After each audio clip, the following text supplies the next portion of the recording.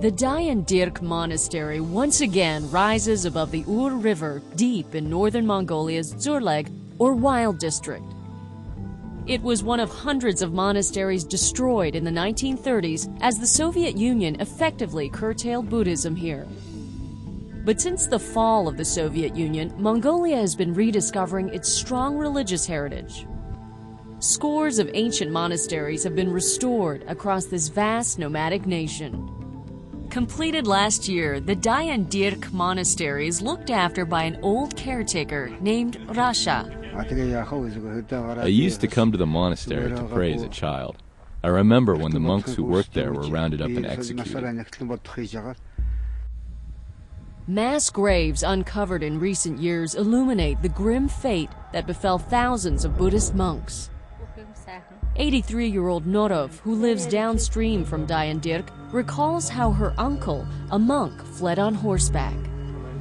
But he was never seen again and probably killed. People used to hide prayer wheels and religious texts in their homes and practice their faith in secret.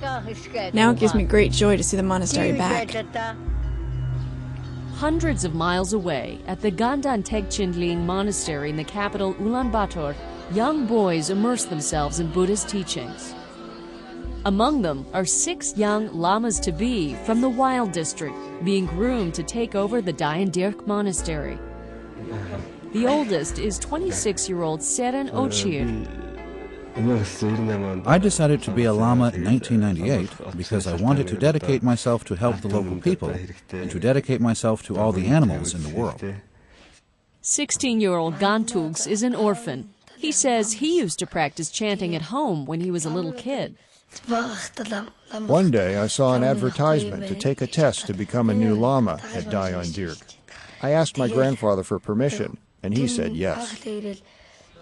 Tibetan Buddhism, also known as Lamaism, arrived from Tibet in the 13th century.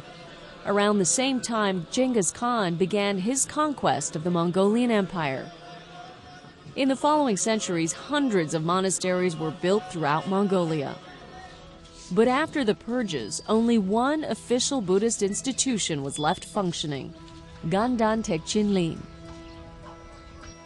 The vice Khamba Lama Amgalan is one of the top officials of the monastery. During the 70 years of socialism in the country, many Mongolians lost their traditions, but that is changing with the revival of the faith in the country. Financial support for the rebuilding has come from international Buddhist institutions and local Mongols. But the Dayan Dirk Monastery was financed by the Taimen Conservation Fund, a nonprofit organization that works with Buddhist leaders to help protect the taimen, the largest trout in the world, which swims in the river below the monastery. David Gilroy is an American graduate student who's part of a 5-year initiative studying the taimen. The Buddhist leadership also is trying to regain sort of an active community after 80 years of sort of enforced atheism in the socialist Mongolia. And so this is a chance where they can partner with an international group and the development of the Dayan Dirk Monastery, and with the help of the Tributary Fund and the Taimen Conservation Fund, was able to reconstruct what was lost in the late 1930s. Rasha promises to protect the Dayan Dirk Monastery until the young lamas arrive.